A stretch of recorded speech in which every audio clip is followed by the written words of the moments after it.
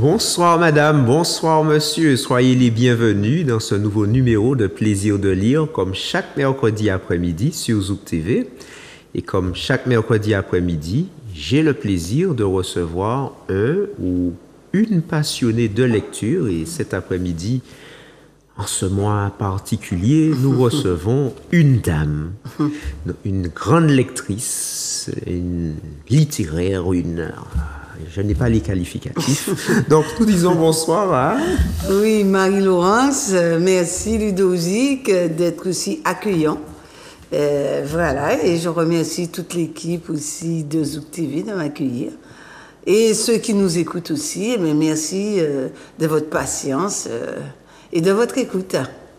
C'est toujours un plaisir de te recevoir, Marie-Laurence. Merci. Donc, vous imaginez, nous recevons Marie-Laurence Delors. Je pense qu'il y aura des choses à dire cet après-midi, à découvrir, à explorer et à questionner ou re-questionner. Donc, merci, merci Ludovic. De quoi vas-tu nous parler cet après-midi? Avant de te parler du deuxième sexe de Simone de Beauvoir, je voudrais faire un comeback sur la question du consentement. Et parce que je crois que c'est lié aussi à la question des femmes et dans la relation amoureuse. Qu'est-ce que ça veut dire consentir? On va résumer ça parce que de la façon suivante, d'accord? On dit toujours qui ne dit mot consent, non? Consentir, c'est pas céder, parce que tout le monde sait qu'on peut céder par la force. Si j'ai un fusil sous la tempe ou un couteau, c'est la force. On ne cède pas à la force. De la même façon, si je me sens contraint de faire une chose pour faire plaisir à l'autre ou bien pour préserver ma vie, le ton, les yeux suffisent à me faire céder. Donc, ce n'est pas un consentement. Donc, il y a bien une ambiguïté du consentement. Et même dans la relation amoureuse, on se dit, j'y vais pas. Et j'y vais pas, c'est qu'on n'a pas encore totalement décidé. Et si l'autre est dans le forçage, d'accord, l'esprit n'a pas décidé, mais ni le corps. Et donc, consentir, ce n'est pas céder. On va dire que consentir, c'est surtout, on va dire, je dirais, ce n'est pas céder, ce n'est pas se résigner. Consentir, c'est tomber d'accord. Et il n'y a pas le cas de en créole, nous avons tomber d'accord. Donc, tomber d'accord, il y a l'idée de partage, il y a l'idée que nous sommes d'accord ensemble. Donc, consentir, c'est tomber d'accord, c'est être d'accord. Mon corps dit oui et mon esprit dit oui. D'accord? Donc, c'est tout à fait important. C'est consentir, c'est sentir avec son corps et avec son esprit. Et c'est très important parce que quand le corps n'est pas d'accord, c'est la dimension du traumatisme et des agressions sexuelles. D'accord? Donc, parce que je n'ai pas pu verbaliser mon non, mon corps dit non, mais mon esprit est dans la sidération. Et quand on est dans la sidération, on est pratiquement inaudible à soi. Et donc, ce n'est pas un consentement. Donc, voilà. Donc, on va résumer la chose en disant que consentir, c'est tomber d'accord avec. Et c'est être d'accord en esprit et en corps. Voilà. Donc, je pense que j'ai été courte. Voilà. Mais ça a le mérite d'être clair. Hein? Voilà. C'est ça. Donc, voilà ce que je voulais dire. Donc, cet après-midi, j'ai choisi dans ce mois de mars de parler des femmes. Contrairement à ce qu'on croit, ça ne m'arrive pas très souvent. Ah bon? Ça ne m'arrive pas très souvent, sauf quand je fais l'idée de nature avec mes élèves, que je reviens sur la question du féminisme. D'accord? Mais ça ne m'arrive pas trop souvent et c'est ça tout le problème du féminisme, c'est que on croit que c'est un acquis. Et le féminisme, c'est pas un acquis. Donc, c'est pourquoi cet après-midi, j'avais envie de parler de la thèse qui a fondé le féminisme théoriquement. Parce que pour mener un combat, il faut une théorie. C'est pareil pour une politique. Si on a un projet politique, on peut organiser une action. Mais c'est pareil. Eh ben, ces deux livres-là, tome 1, tome 2, eh ben, on va dire, c'est le texte fondateur du féminisme. Alors, qui l'a écrit? Et oui, Simone de Beauvoir. Alors, c'est une femme extraordinaire au sens où elle a renié sa classe sociale, parce qu'elle appartenait à une classe bourgeoise, aisée, puisque elle naît en janvier 1908, elle va dans des écoles UP, elle habite le 6e arrondissement, et donc elle n'a pas de problème je dirais, financier, loin s'en faut. Elle reçoit la meilleure éducation possible, puisqu'on l'envoie dans une école privée catholique, bon voilà. Et donc, elle reçoit tout ce que une bourgeoise de l'époque pouvait espérer du système. Et ne voilà-t-il pas que, elle va se mettre à réfléchir, et elle a un compagnon qui est Sartre, d'accord? Et donc, si on regarde bien, ce livre arrive après, je rappelle, est devenue agrégée de philosophie, parce qu'elle a fait des études de philosophie. Elle a reçu le prix Goncourt aussi, d'accord? Donc, c'est une femme lettrée, intellectuelle et libre, ce qu'on appelle libre parce que sans entrave. Et je disais qu'elle a réussi l'agrégation. Elle était deuxième et Sartre était premier, donc quelques... voilà, la même génération. Voilà, d'accord. À peu près, oui. Donc, résultat du compte, ils se sont connus comme ça. Elle a enseigné un peu partout dans les lycées, puis elle a voyagé beaucoup. Et puis, ça, c'est pas son premier livre, Le deuxième sexe. Elle a écrit d'abord ses mémoires d'une jeune fille rangée. D'accord, ça dit dans son titre ce que c'est. D'accord, rangée. On attend d'avoir telle attitude et pas une autre. Et ensuite, elle dit à Sartre, j'aurais bien aimé parler des femmes et parler de ma condition de femme. Parce que qu'est-ce qu'elle a observé? Elle a observé que lors des révolutions, on dit toujours, les révolutions amènent la libération aussi bien des hommes que des femmes. Mais elle constate dans ces années-là que ce n'est pas le cas. Mais oui, les femmes sont encore soumises et je rappelle que la loi pour le vote des femmes, c'est 1944. Tout à fait. Et jusqu'à 2013, on pouvait poursuivre une femme qui portait un pantalon. C'était interdit, même si l'ordonnance, on ne l'appliquait pas, mais c'était interdit. D'accord? Mais on ne l'appliquait pas. Pour dire que, quand on regarde bien, il y a eu beaucoup, beaucoup de choses qui sont faites, mais beaucoup de choses à faire. Donc, dans ces années 1900, et donc, elle arrive, elle dit, à Sartre, je veux écrire sur les femmes. Et donc, Sartre lui dit, d'accord, ok. Et ce qu'elle fait, la première chose qu'elle va faire, elle va à la bibliothèque. Elle lit tout ce qui lui tombe sur la main en ce qui concerne la biologie, la psychologie, la philosophie, parce qu'elle veut écrire quelque chose de théorique pour comprendre comment les femmes aujourd'hui, à son époque, sont encore soumises, surtout. Elle veut comprendre ça. Et résultat du compte, elle va prendre 2 ans pour écrire 1000 pages. 1000 pages. Alors, l'ouvrage à sa sortie, c'est en 1949, a été beaucoup critiquée. Elle ne s'attendait pas à des critiques aussi virulentes. Parce que, bon, remettre en cause ce qui est fondateur de la femme. Parce que quand elle dit que... elle constitue aujourd'hui à peu près la moitié de l'humanité et pourtant, sa féminité est en péril. Soyez femme, restez femme, devenez femme.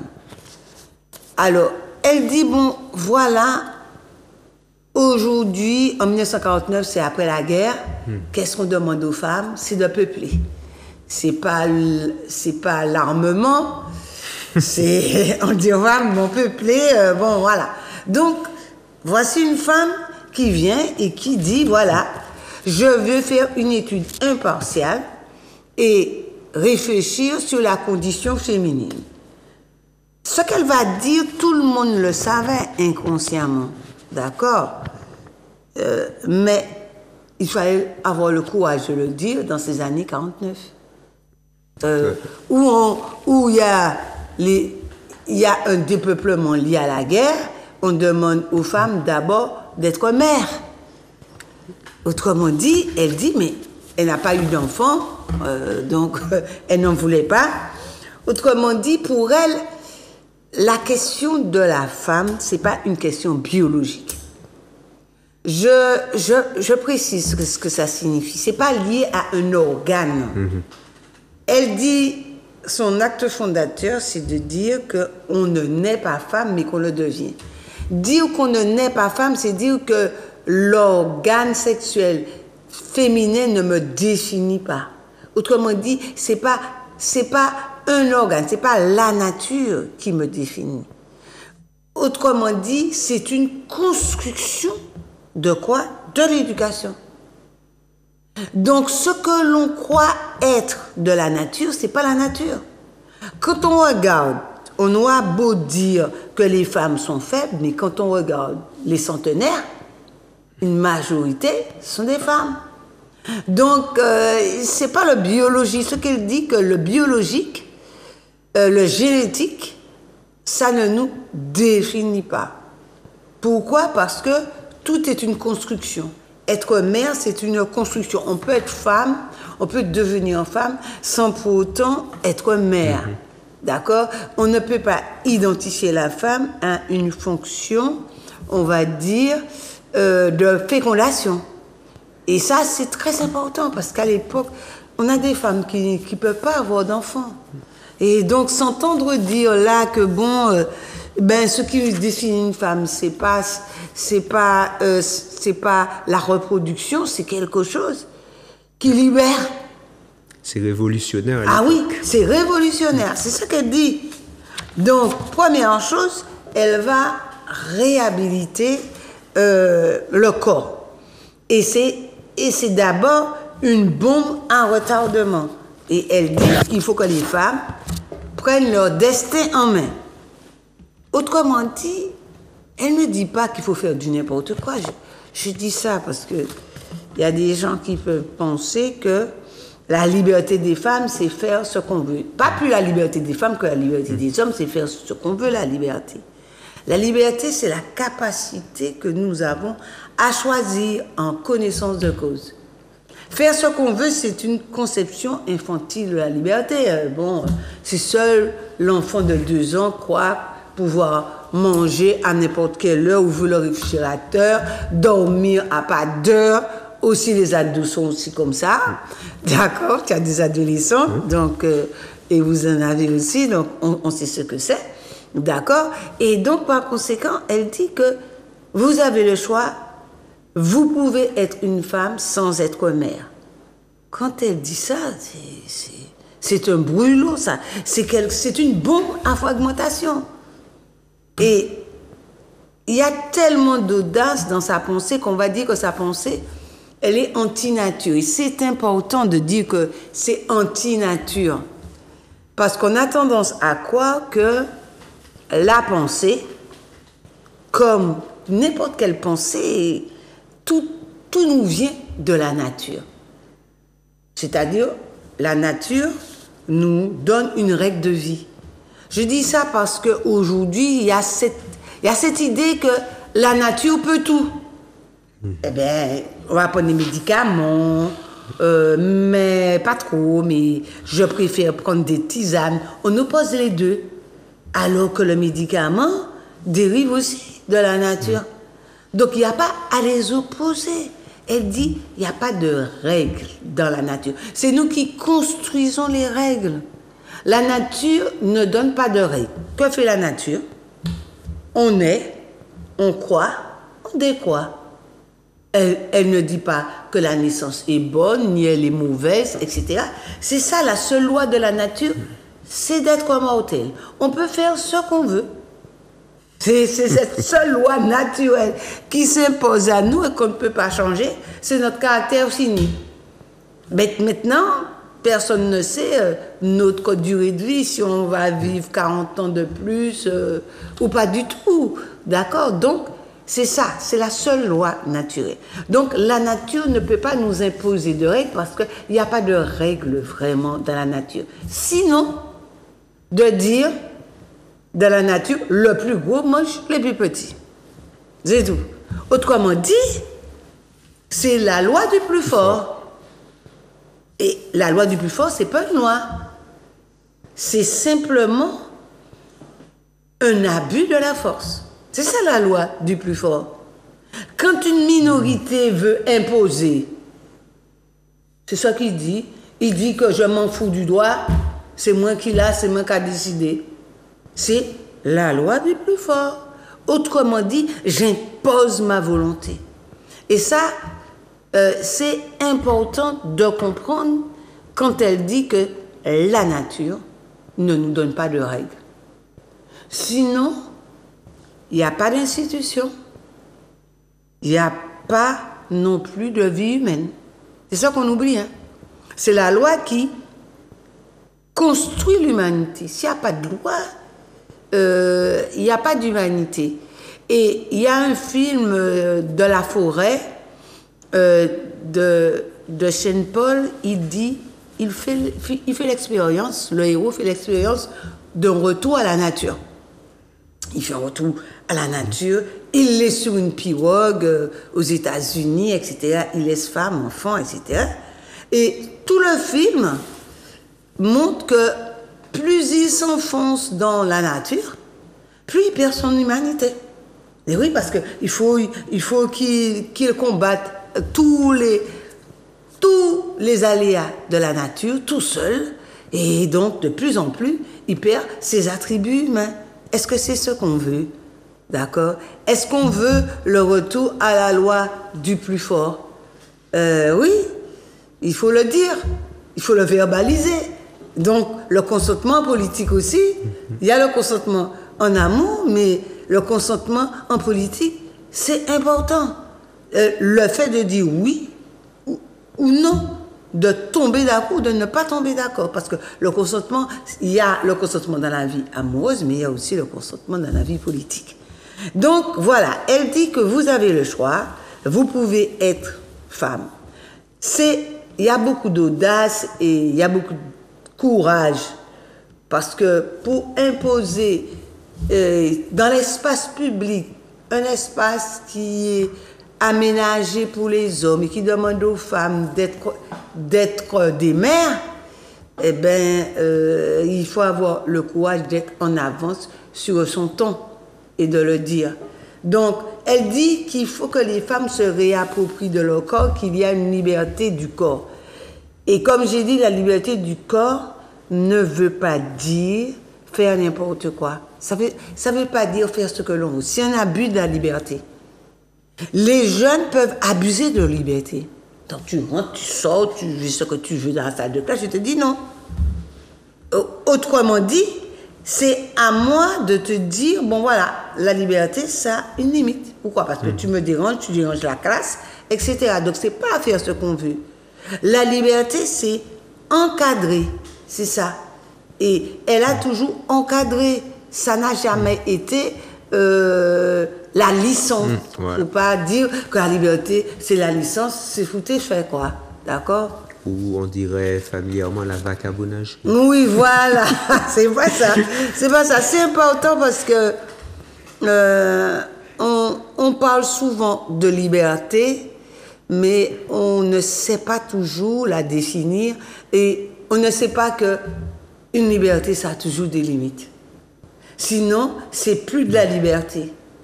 C'est parce qu'elle est encadrée que tu as choisi en connaissance de cause que tu peux permettre à l'autre d'exprimer sa liberté comme toi, tu peux te permettre de l'exprimer. Après, des fois j'ai ces discussions-là avec mes élèves. Ouais, vas-y. Ils me disent oui, mais je n'ai pas choisi. Je suis né dans un pays, il y a des règles, on me dit que... L'exemple classique, je dois aller à l'école. Ouais, la loi m'oblige à aller à l'école jusqu'à, en tout cas, 16 ans. Ouais, voilà. Jusqu'à 16 ans, ils disent, tant que j'ai pas 16 ans, je suis obligé d'aller. Si je vais pas, mes parents vont me tirer. Ouais. Si dans le collège, je vais appeler mes parents. Donc, oui, je comprends ça et j'entends les élèves dire ça. Je leur dis, si vous pensez réellement, je dis ça parce que c'est une réalité. Si vous pensez réellement que vous ne voulez pas aller à l'école, si vous le pensez, si vous êtes convaincu, au début, quand j'ai enseigné à des élèves qui affirmaient leur liberté comme ça, ils refusaient d'aller à l'école. Donc le parent venait et le parent me disait, écoutez, je fais tout, mais il ne veut pas. J'ai dit, mais il y a quelque chose qu'il veut faire. Il veut faire une école d'art. J'ai dit, bon, mais laissez-le faire. C'était une fille, la mère a compris et puis elle a fait son école d'art sans passer le bac. Parce qu'elle a passé le bac après. Parce que dans l'école d'art, il y a, je dirais que on peut aller au bout de cette logique. Je dis, mais vous me dites que vos parents vous empêchent de vivre. Mais pourquoi vous ne travaillez pas à l'école pour pouvoir vous échapper le plus rapidement possible? Puisqu'ils font tellement, ils vous briment tellement que ça. Mais regardez les notes. Vous leur donnez des moyens pour vous brimer encore. Donc, il y a aussi cette logique-là. Et donc, c'est normal que quand on est adolescent, qu'on puisse se dire que, j'ai pas choisi, etc. Oui, mais tu choisis de ne pas choisir de travailler. C'est ça que tu choisis. Il faut lui dire ça aussi, que tu as fait un choix. Le choix de ne pas travailler. Donc, tu affirmes ta liberté négativement, je suis de ton avis, mais tu l'affirmes. D'accord, mais parce que quand un élève ne veut pas, il fait juste le devoir pour avoir 10. J'ai des élèves comme ça. Orthographe, nickel. Et graphie, nickel. Ils écrivent mieux que moi. Je dis, mais pourquoi tu écris même pas une feuille double? Non. Et il ne veut rien entendre. Il veut rien entendre. Pourquoi? Parce qu'il est en opposition. À 17 ans, on est un ado. Donc c'est sa liberté qu'il affirme comme ça. Je l'ai compris. Donc je dis rien. Je sais que la maman, c'est mortel pour elle. Bon, mais pour tous les parents, il y a toujours... Un bon nombre. Oui. Donc, ça fait partie de l'existence. Donc, c'est vrai qu'on n'a pas toujours conscience, que ce soit des adolescents, je comprends ça. Mais quand on est adulte et qu'on a ce type de comportement, c'est grave. Pourquoi? Parce que on ne peut pas rester dans un contrat citoyen. Parce que dans un contrat citoyen, il faut un engagement mutuel. Et là, tu casses le contrat et tu ne proposes pas autre chose. Il faut casser le moule, proposer quelque chose et on se met d'accord. Nous qu'à tomber d'accord. Donc, il s'agissait pour elle de tout dire. Donc, et c'est pourquoi elle va, dans un chapitre, elle va interroger les mythes concernant les femmes. C'est la 3e partie. Dans la 2e partie, elle va se demander comment l'histoire a construit cette idée des femmes, d'accord? Et dans la première partie, elle va s'inquiéter du destin, parce que on dit le destin, c'est ce que j'ai pas choisi, c'est ce que les élèves disent, madame, j'ai pas choisi. Autrement dit, non, on choisit pas ses parents, c'est vrai, mais on choisit ses compagnons et ses compagnes. Donc même si au début de la vie, on choisit pas, on choisit pour nous, mais comme dit Spinoza, les parents ne veulent jamais du mal à leurs enfants, sauf exception. D'accord? Donc, ce que je crois être une brimade, je comprendrai que ce n'est plus une brimade. C'est ça qu'il faut dire aussi. D'accord? Et c'est là le rôle de formation des enseignants et autres personnels. C'est-à-dire que recadrer, donner un cadre et expliquer surtout ce cadre-là.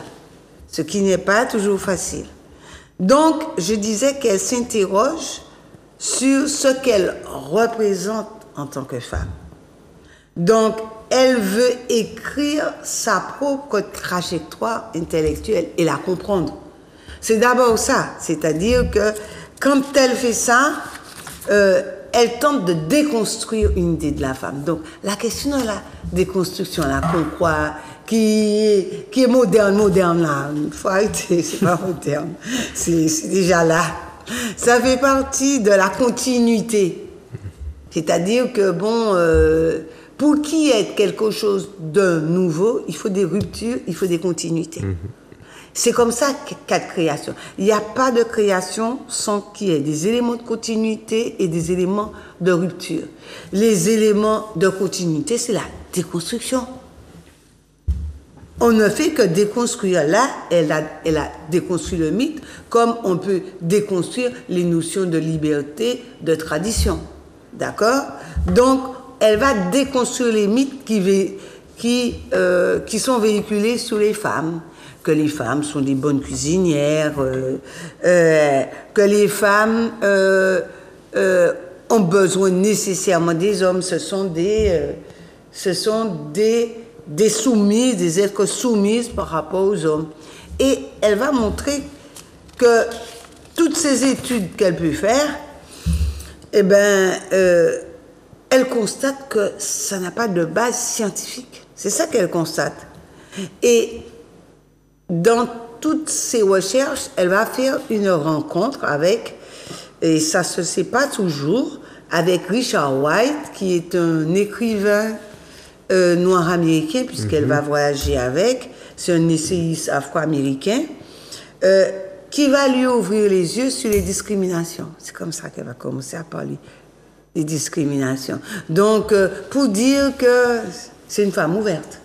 Voilà. Elle va aux États-Unis et donc et elle s'inspire des expériences de ces rencontres. Parce que une écrivaine ou un écrivain, c'est aussi des rencontres. Et c'est pas simplement dans une bibliothèque qu'on est. L'écriture, c'est pas ça. Ou bien dans son bureau, on est enfermé et pendant plusieurs jours, on cherche l'inspiration, on note, ce qui nous passe par la tête. Voilà. Donc, cette rencontre va être fondamentale pour elle parce que elle n'avait pas vu la condition de la femme sous l'angle de la discrimination. Donc, à travers on va dire les échanges avec Richard White, elle va prendre conscience que les discriminations sont aussi du côté des femmes.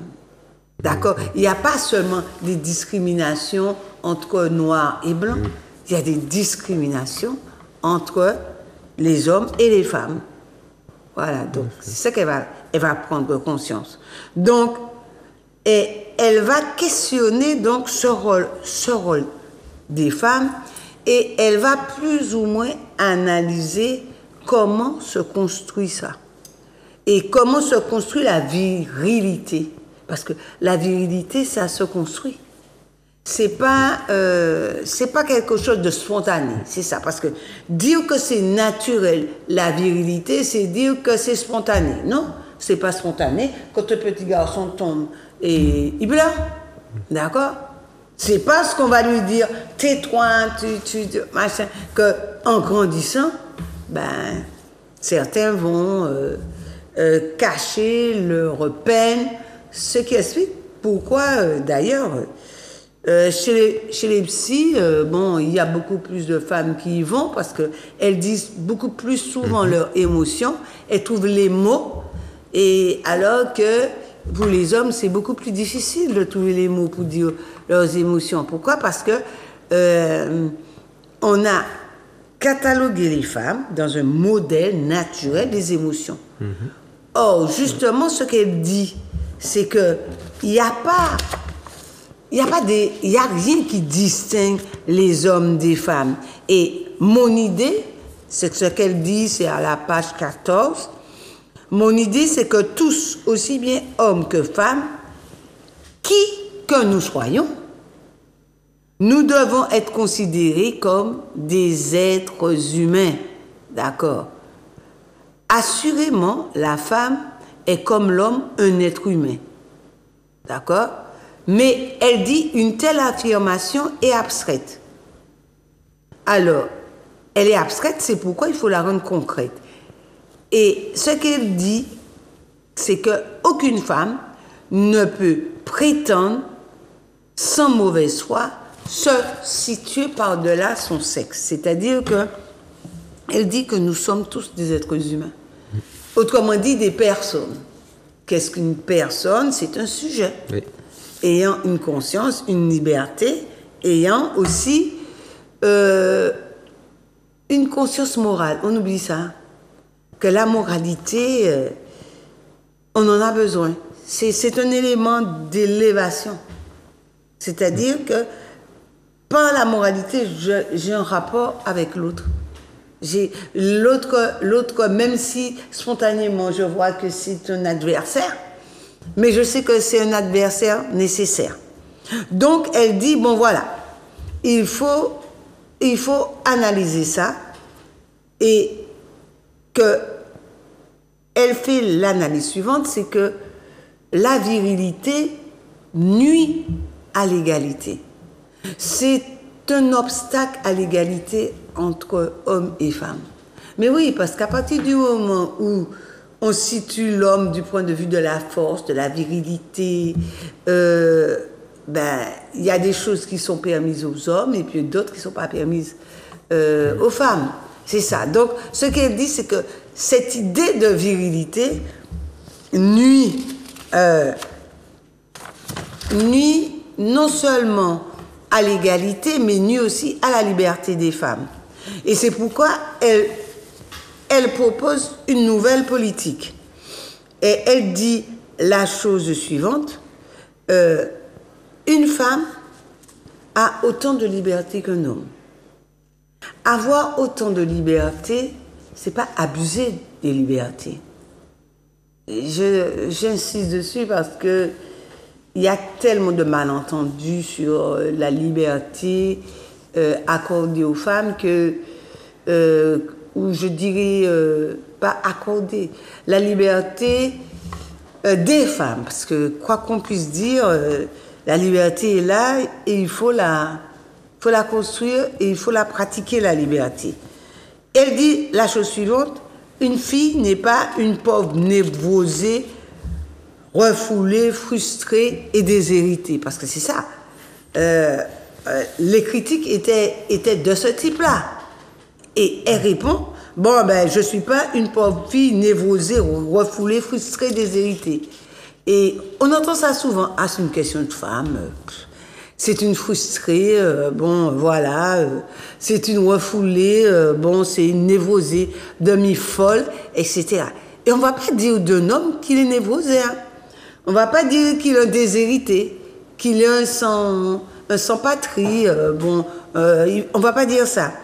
Et donc, ce qu'elle dit, c'est que tous ces schémas-là, eh ben, il faut les combattre par le refus d'un destin biologique. Il n'y a pas de destinée biologique, ni psychologique. Et elle dit que c'est l'histoire qui nous fait. L'histoire, c'est c'est la connaissance du passé. C'est-à-dire, c'est ça l'histoire.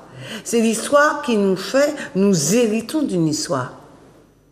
Et cette histoire va nous construire. C'est ça qu'il faut bien comprendre. Une histoire, c'est pas une hérédité. Une hérédité, c'est ce que j'ai pas choisi. Voilà, je peux avoir certaines fragilités du point de vue de la santé. C'est pas parce que j'ai mes 2 parents diabétiques que je le serai mécaniquement, je serai déterminée. Simplement, j'ai beaucoup de chances de l'être. Simplement, si j'adopte une alimentation correcte, ben, c'est plus un déterminisme. Je peux changer l'ordre des choses. Et c'est ça qu'il faut comprendre. Donc, c'est pareil, elle dit que l'intelligence, ça se construit aussi. C'est pas quelque chose avec quoi on naît, et puis il y a des hommes et il y a des femmes qui sont plus intelligentes que d'autres. Oui, tu voulais dire quelque chose?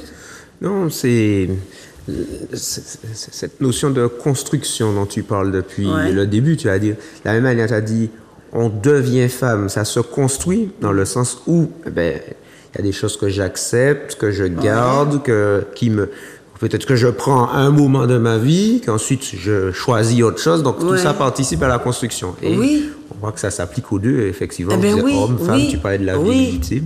Oui, et donc, ce qu'elle disait à la fin de sa vie, elle disait que pour faire comprendre le féminisme, il faut parler aux gens comme de bouche à oreille et que les gens s'identifient à des héros et à mes héroïnes. Et donc, il faut penser une certaine ligne de vie. C'est ça qu'elle dit, c'est ça, parler aux gens. Et c'est ce qu'on oublie, c'est de parler aux gens comme de bouche à oreille. Et ça, comme quand elle dit parler aux gens, ça veut dire être en relation avec eux, comme de bouche à oreille, c'est-à-dire une forme d'empathie. Et ça, le féminisme, c'est pas le rejet de l'homme, c'est pas la hargne. C'est eux qui sont les pires, etc. C'est justement comprendre que et c'est ce qu'elle dit, on construit, c'est une éducation qui construit la virilité et qui construit la domination masculine. Il n'hérite pas ça comme ça. C'est une transmission par l'éducation. Donc, si on veut que ça change, il faut absolument travailler sur les modèles. Quand tu parles d'éducation, tu ne fais pas seulement allusion à l'éducation reçue au foyer, ça peut être... Non, ça peut être l'ensemble. Parce que l'éducation, on reçoit ça dans les familles. La première éducation, ça se passe dans la famille. Et parfois à la crèche. Quand on a des enfants qui arrivent très jeunes à la crèche, ils restent 8 heures à la crèche. C'est pourquoi les tatis à la crèche, elles sont magnifiques, il faut les féliciter. D'accord, et je les salue parce que j'ai gardé de bonnes relations avec les anciennes tatis de mes enfants, parce que elles les voient évoluer, marcher, manger, et quand on les dépose le matin, voilà, on les récupère l'après-midi ou en fin d'après-midi.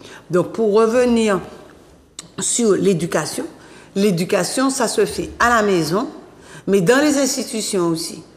Et ça, c'est très important. Et je dirais que l'éducation aujourd'hui est concurrencée par les réseaux sociaux. Et c'est ça la plus grande difficulté des parents aujourd'hui. Autrement dit, par exemple, à partir du moment où on met un portable avec Internet, on a dans la maison un concurrent sérieux à l'éducation. À partir du moment où le jeune pense que sur Internet, il va trouver le cours, il va trouver tout, voilà. Donc ça, aujourd'hui, l'éducation, on partage ça. Voilà. Tu voulais dire quelque chose? Non. Après, c'est vrai qu'on est entré dans une phase moderne, certains diraient. Mais bon, c'est vrai que sur Internet peut être un outil intéressant, Oui. accompagnant. Comme ça revient à ce qu'on disait tout à l'heure, l'encadrement. Oui. La Oui. loi, c'est encadrement, c'est un accompagnement. Donc, C'est important. si tu disais que la liberté n'est pas la licence où on fait ce Oui. qu'on veut, et bon, ça peut être pareil aussi bien pour l'Internet ou d'autres sources. Un encadrement, un accompagnement et rester dans un cadre au sens noble du terme. Oui, et donc, et c'est pourquoi dans tout le combat des féministes, c'est un combat contre les idées préconçues, contre des représentations mentales. Et c'est pas facile de déconstruire des représentations mentales. Ça demande beaucoup de temps, ça demande de l'investissement de toute la société. C'est pas simplement des femmes, hein, de toute la société. Et donc, c'est une prise en charge parce que faire que la femme, qu'on puisse lui reconnaître, je dirais, et partager une liberté commune, parce que nous partageons, hommes, femmes, enfants aussi, des libertés communes. Donc, et ça, c'est excessivement important. Et ce qui est intéressant dans la démarche de Simone de Beauvoir, c'est qu'elle dit que on n'a pas à être déterminé par ce que l'on croit être la nature. S'il n'y a pas de nature, ça veut dire qu'on est libre. C'est pas parce que c'est très important, c'est pas seulement pour les femmes que c'est important le féminisme. Si je dis que c'est pas la nature qui me détermine, ça veut dire que c'est pas parce que j'ai des parents qui ont des niveaux de telle manière que je suis conditionnée à être. C'est pas parce que j'ai des parents qui sont des savants que je serai conditionnée à être savant. Absolument pas. C'est pas parce que mes deux parents sont des musiciens que je ferai de la musique. C'est ça. C'est-à-dire, c'est croire à ça. Or, justement, si on supprime ça, si on dit qu'il n'y a pas de nature, on dit que l'homme est libre. C'est pourquoi la théorie, et je vais résumer en disant ça, c'est pourquoi la théorie du féminisme s'associe à la théorie de l'existentialisme chez Sartre.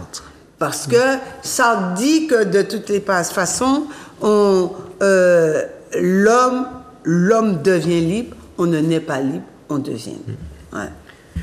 Merci beaucoup, Marie-Laurence, pour cette explication. Je ne sais pas s'il y aura une suite. En tout cas, c'était très passionnant. Bon, après, le format nous contraint à nous arrêter. Ben, c'est un sujet... Oui, c'est important. Oui. Je le dis parce que je te remercie de m'avoir donné cette occasion-là. Je n'avais pas prévu au départ ça. Je t'avoue, et puis ensuite après j'ai dit, mais bon, pourquoi pas, parce que bon, c'est l'occasion. Je ne l'ai jamais fait, et donc je suis contente que tu m'aies donné cette occasion-là de le faire. Ça participe à la construction, on ne fait pas toujours les mêmes choses. Voilà, tout à fait. Merci beaucoup, chers téléspectateurs, d'avoir passé ce temps avec nous. Et si, comme Marie-Laurence, vous souhaitez présenter un livre qui vous passionne, vous pouvez le faire en composant le numéro qui s'affiche, à savoir le 06 96 19 41 13. Et nous nous ferons un plaisir de vous recevoir sur le plateau. Je te souhaite une bonne fin d'après-midi, Marie-Laurence. Et puis, j'espère à bientôt. Et ouais, merci. Et puis, merci à tous les téléspectateurs qui nous regardent. Et puis, je leur dis un bon après-midi, une bonne soirée. Sur ces mots, nous vous souhaitons une bonne fin d'après-midi et nous vous disons à très bientôt.